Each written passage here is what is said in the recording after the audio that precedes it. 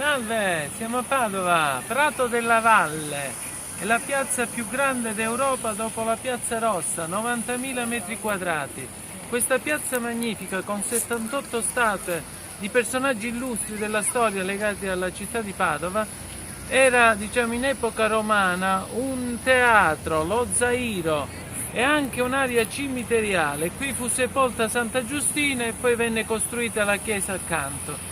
Per quanto riguarda la piazza, era anche, diciamo, poi nel Medioevo era un'area malsana e solamente verso la fine del Settecento, quando fu nominato provveditore Andrea Memmo, il patrizio veneziano, per opera sua, questa diventò la più bella piazza ancora oggi d'Europa. Salve!